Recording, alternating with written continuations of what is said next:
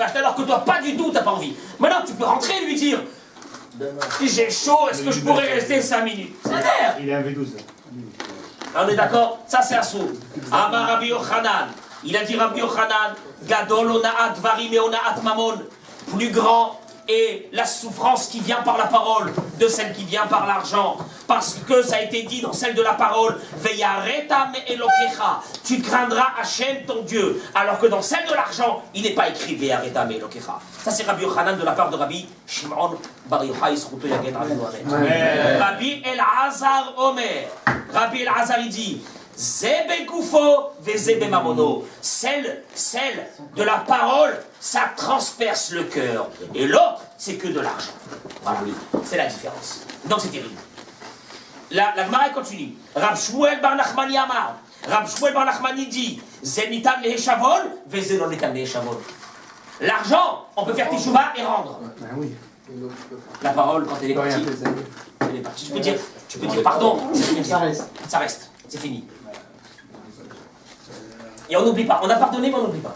On a pardonné, mais on n'oublie pas. C'est lui ce qu'il m'a dit. Ouais. On n'oublie pas. On n'oublie pas. Certainement. Il a pas envie de Simon, il critique les cravates et les gilets. C'est pas péché de dire. C'est Simon parle. Bien sûr. Mais bon, la nature humaine, elle est faite comme ça. Et la Gemara nous le dit. On a des difficultés à l'oublier. Ça reste à l'intérieur de la personne. Amara, il dira, les rolam yehe adam zahir be'ona'at ishto.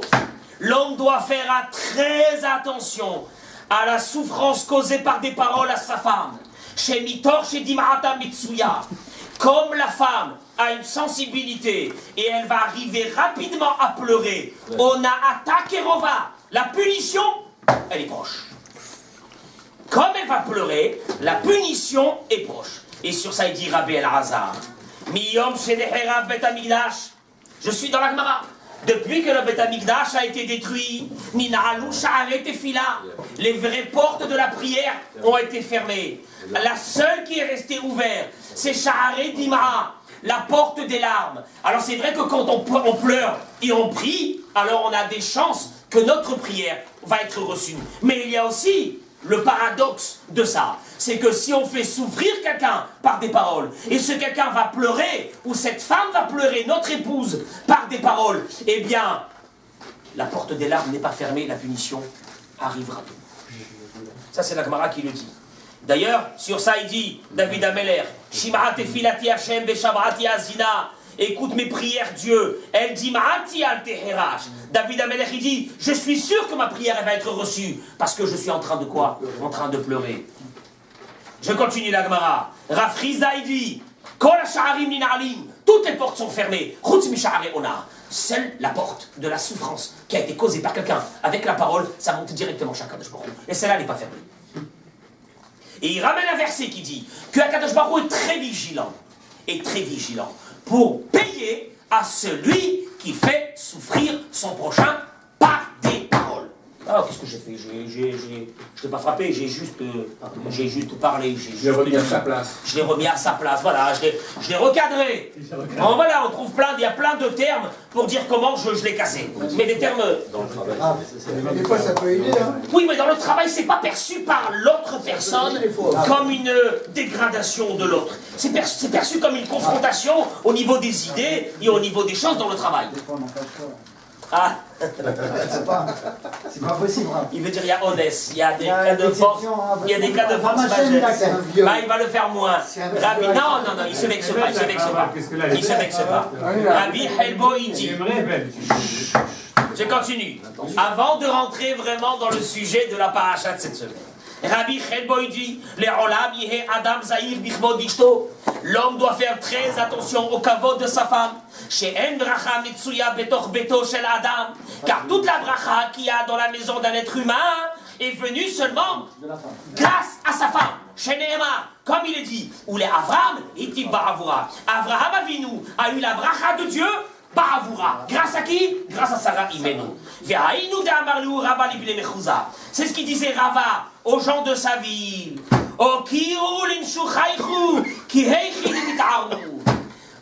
Gâtez, honorez vos épouses pour que vous deviendrez riches. C'est clair? Ça, c'est la première des choses. Et faire très attention. On n'a toujours pas la santé. Et faire très attention. On va la voir. Ah, qui fait un faux témoin. On va la voir. Et donc, on doit faire très attention à ça, surtout on a Advarim avec notre épouse.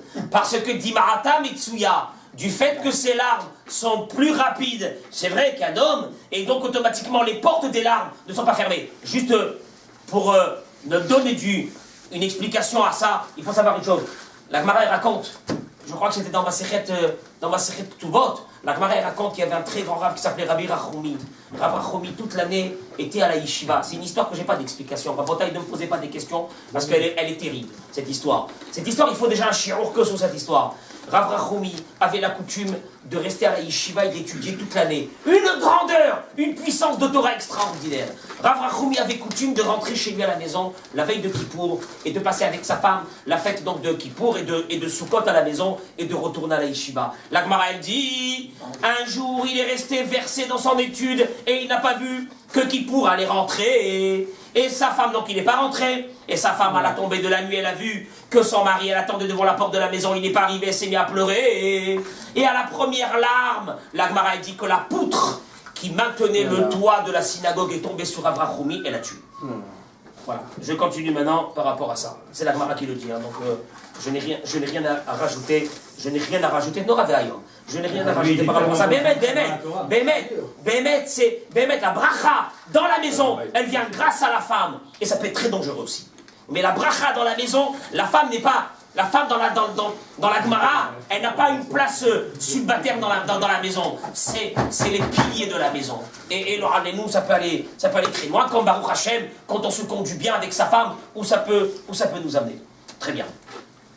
On va commencer maintenant, messieurs, un sujet extraordinaire. Je vous demande de bien suivre. Vous savez qu'il y a des halachot à l'époque du Beth Amikdash où on devait nous tous être purs. Pas seulement les Kohanim. Tout le monde devait être pur. Et celui qui devenait impur, qu'est-ce qu'on faisait? On lui mettait la cendre de la vache rousse et il devenait pur. On est d'accord ou non? Pas seulement les personnes devaient être pures, mais même les aliments qu'on consommait devaient être purs. On n'avait pas le droit de consommer des aliments qui étaient impurs. Et la halakha, elle est la suivante. Un sheretz, ça veut dire un rat ou une souris, qui est tombé dans un ustensile en argile. L'ustensile en argile est devenu impur. À partir du moment où il est devenu tamé, on ne peut rien faire avec. On le prend et on le casse. Un ustensile en terre, pas en argile, en terre, de la terre. On a fait avec de la terre, on a fait un ustensile. Tout ce qui est de terre ne devenait pas impur. Ce qui était en argile, cuit, de la terre cuite, de l'argile cuite, ça devenait impur, mais de la terre normale, qui n'a pas été cuite, qui n'est pas devenu une autre matière, ça ne devenait pas impur. Un ustensile en terre, même si un sheretz, même si un animal l'a touché, il ne devenait pas impur. Est-ce que vous avez saisi cette loi que je viens de dire? Oui. En argile, ça ne peut pas redevenir pur. L'argile, c'est fini. C'est fini. À partir de ce moment, il faut le prendre et le casser. Parce que c'est comme l'homme, peut-être. Parce que l'homme est fait de terre. Peut-être. Je ne sais pas, il faut voir. D'accord? Le sheretz vivant ou mort? Hein? Le sheretz. Mort. Sauf que l'homme il peut se purifier. La Gemara ramène, c'est la suite de notre Gemara qu'on vient de faire, hein, dans Baba Metzia Daf Nuntet. Ah oui. La Gemara ramène une histoire fameuse. Elle est connue, je pense, chez pas mal de personnes, mais je voudrais qu'on l'étudie cette histoire pour arriver à un yesod extraordinaire. Il y avait un four. Un four en argile. Vous savez qu'à l'époque, les fours n'existaient pas dans les maisons. On faisait un four dehors pour le quartier ou pour le village. Un four qu'un animal impur est tombé à l'intérieur, le four, il fallait le casser. Il n'y avait rien d'autre à faire. Il était tamé. À l'époque du Beth Amikdash. C'est fini. La question s'est posée dans un endroit où il y a eu un four. Et les gens cuisinaient dedans. Et il y a eu un animal impur qui était à l'intérieur, et donc le four, a priori, il devrait être quoi? Impur. Mais il y a ici quelque chose, un détail. C'est quoi le détail? Ce four, on l'appelle Tanuro Shel Achnai. C'est quoi ce détail? Alors il y a un élève qui m'a à l'école, a bien voulu me dessiner un petit peu. C'était à peu près ça les fours qu'il y avait à l'époque. Or, vous constatez que c'est des rondelles d'argile qui ont été collées avec de la terre. Ce qui fait que la question s'est posée. Qu'est-ce qui est l'essentiel de ce four? Est-ce que c'est la terre qui maintient donc les parties de ce four? Et si c'est la terre, donc l'ustensile en question n'est pas considéré comme un ustensile en argile, mais il reste un ustensile de terre. Et donc les aliments qui ont été cuisinés à l'intérieur sont purs, ou bien c'est un ustensile en argile, et si c'est un ustensile en argile, et que l'argile est l'essentiel, et tout le reste est facultatif, donc à partir de cela, ce four doit être détruit, et tout ce qui a été cuisiné à l'intérieur doit être quoi? Brûlé. Excusez-moi, c'est l'histoire de Rabbi Eliezer, ça? Il a fait mort. On arrive. La Gemara, il dit, c'est la suite de la Gemara qu'on vient de faire maintenant. J'ai toujours pas la solution. Ça va venir à venir. À la fin, il va répondre à ses colines. Attends, ça dure 1 heure le cours. Tu vas mettre vert Rabbi Eliezer Metaher. Comme ça, tu oublies. La Gemara dit que Rabbi Eliezer Metaher. Rabbi Eliezer a dit que ce four était tahor, il était pur, et que le manger qui a été cuisiné à l'intérieur, il est pur. Les Chachamim se sont mis en bloc contre lui, et ils ont dit non. À leur tête, il y avait Rabbi Yoshua, et ils ont dit le four, il est quoi? Il est impur, et il faut le détruire. La Gemara dit, Tana, Beoto Ayom Ishiv Rabbi Eliezer, Kol Tshuvot Shebaolam. Il a ramené Rabbi Eliezer ben Orkanos. Rabbi Eliezer ben Orkanos était le rave de Rabbi Akiva. Juste un peu le niveau. Il a ramené toutes les réponses et ils n'ont pas reçu. Tous les arguments qu'il pouvait y avoir, ça n'a pas été reçu par les sages de la Gemara. Amar Lahem, il leur a dit, écoutez bien parce que l'histoire elle est terrible et le dénouement va nous apprendre quelque chose de dramatique. Il leur a dit, Imalacha Kemoti, si la loi elle est comme moi, Charouf Zeyochiach, que ce caroubier qui est là le démontre. Et la Gemara elle raconte que le caroubier, par une force mystérieuse, a été déraciné et il a été projeté à des centaines de mètres. Apparemment, ils ont l'habitude. Hein. Ils ont dit, El Meviim Reaya Mina Charouf. On n'apporte pas une preuve d'un caroubier. Là, nous, on aurait été comme des fous. Rien du tout. Il a continué, Rabbi Eliezer ben Orkanos, il leur a dit, Imalacha Kemoti, Amat Maim Yochichu, que si la halakha elle est comme moi, que ce torrent témoigne en ma faveur, et l'eau qui était en train de descendre s'est remis à monter vers le haut. Ils lui ont dit, on n'apporte pas une preuve d'une source d'eau. Chaza va amar lahem. Il a continué, il leur a dit, si la halakha elle est comme moi, que les murs de cette synagogue témoignent. Tout contre les matamidrash, les murs se sont mis à se pencher et ils menaçaient de tomber. Dara Bahem Rabbi Yoshua, il s'est levé, il a commencé à crier au mur. Et il leur a dit, Talmidei Hachamim, il y a des Talmidei Hachamim qui sont en train de discuter sur la Torah. Atem Matifrem, quel est votre problème à vous? Restez où vous êtes. Et la Gemara dit que les murs, ni ils se sont redressés par le kavod de Rabbi Eliezer ben Orkanos, et ni ils sont tombés par le kavod de Rabbi Yoshua qui leur a dit restez dans votre coin, ne bougez pas, mêlez-vous de vos affaires. En quelques mots. La Gemara elle continue. Magnifique. Chaza va amar lahem. Regardez quelle guerre qu'il y a eu, une guerre mondiale qu'il y a eu entre ces rabbins. Il leur a dit si la halakha est comme moi, que du ciel il le témoigne. Il y a une voix céleste qui est sortie et qui a dit Malachem etzel Rabbi Eliezer shehalakha kemoto bechol makom. La halakha est comme Rabbi Eliezer. Une voix céleste. Ahmad Rabbi Yoshua. Rabbi Yoshua s'est levé sur ses pieds, il a dit Lo bashamaim hi. La Torah n'est pas dans le ciel, elle a été donnée aux hommes. Et depuis qu'elle a été donnée aux hommes, c'est les hommes qui décident sur la Torah. Et si c'est nous qui décidons, il a été écrit dans la Torah Achare Rabim Lehatot. On va d'après la majorité. Et la majorité c'est nous. Et si la majorité c'est nous qui décidons. La Torah n'est plus dans le ciel. On va quand même les épaules assez larges. Assez larges. Amrou. La Gemara dit. L'argile, non. La terre. Excusez-moi, Rabbi, il a quand même dit à Hachem, mes fils m'ont vaincu, mes fils m'ont vaincu. Oh, oh. Ashkeche Rabbi Nathan et Eliyahu.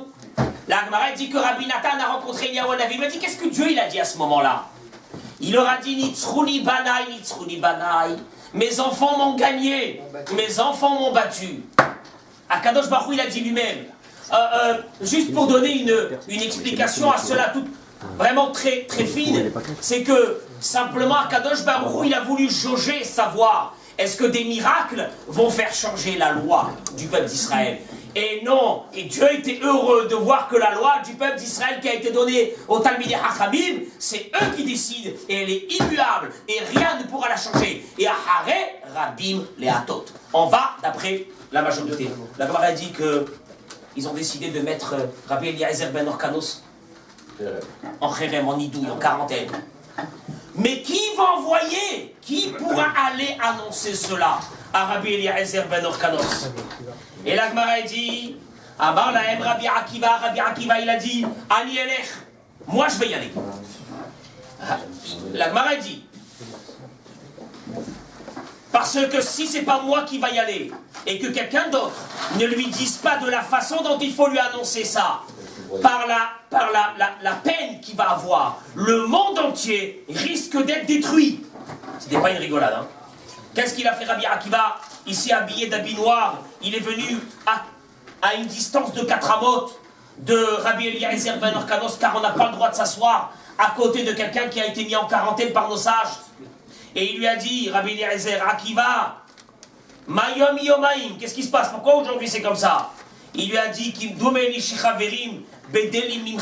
je pense que nos amis, ils se sont éloignés de toi. Il a compris. Et la Gemara dit, il a déchiré ses habits, il a enlevé ses chaussures, comme il est dans la halakha que celui qui a été mis en quarantaine doit le faire. Et il s'est mis par terre.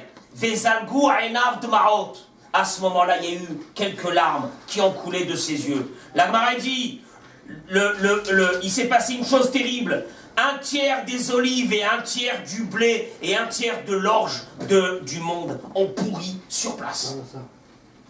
C'était fini.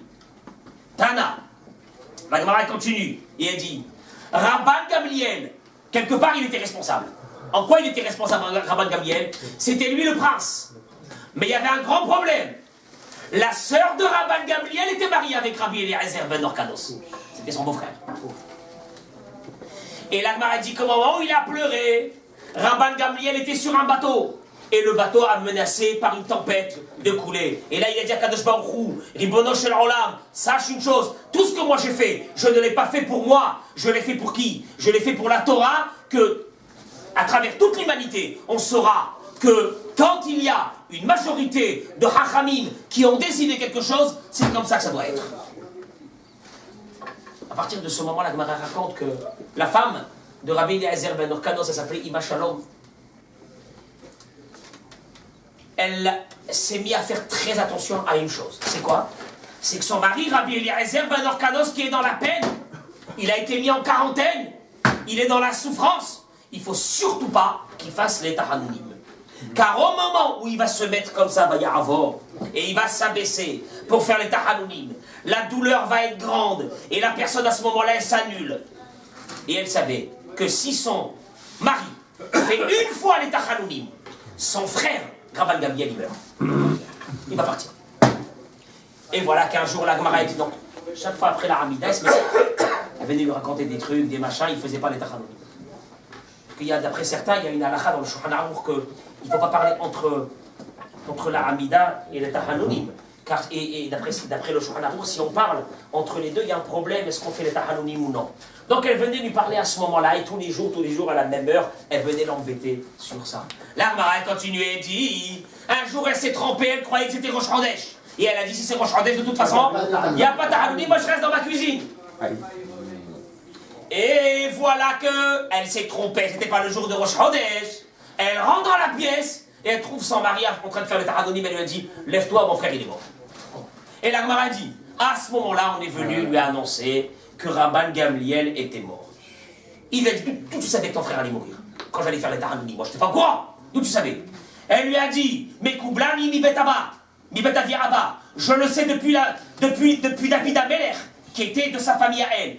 Kol ha'sha'arim nina'alim. Toutes les portes sont fermées. Hutz misha'arei ona. À part la porte de la souffrance qui a été causée à quelqu'un. Ça, c'est pas fermé. Et ça, c'est très grave. Et elle le savait. Béhémet, il y a une chose qu'il faudrait qu'on voit ici. La vraie question de ce soir. Cyril, la vraie question de ce soir. Pourquoi Rabbi Eliezer ben Dorkanos, à la fin, il n'a pas accepté la halakha? En sachant pertinemment que Ahare Rabim, les Hatot, on va d'après la majorité, c'est une loi de la Torah. C'est pas les Hachamim qui ont inventé cette loi. C'est une loi de la Torah qu'on va d'après qui? D'après la majorité. Bon, tu as discuté avec eux, t'as discuté, t'as amené le carreau, t'as amené le zi, t'as amené le là. C'est fini, maintenant c'est fini. Ça a été décidé, Ahare Rabim les Hatot, ce fou doit être brûlé, détruit. Ces arguments, vous en avez parlé de ces arguments? Hein? Ces arguments auraient... Non, la Gemara n'a pas donné ses arguments. Mais sûrement ça devait être quelque chose de très très grand. Mais encore une fois, comment se fait-il qu'en fin de compte, il n'a pas accepté la majorité? Il y a une halakha qu'on va d'après qui toujours? On va d'après qui? D'après la majorité. Pourquoi il n'a pas accepté? Cette question, elle est écrite dans le livre Sha'arei Ora. Sha'arei Ora, c'est un livre qui a été écrit par le Rav Bergman, qui est le beau-fils de Rav Shach. Il y a deux livres extraordinaires qu'il a écrits sur la paracha. Et il ramène cette question, c'est pas lui qui la pose cette question. Il ramène le Yerushalmi. Le Yerushalmi dans Moed Katan, il pose la question et il dit: est-ce que Rabbi Eliezer ne savait pas qu'on va d'après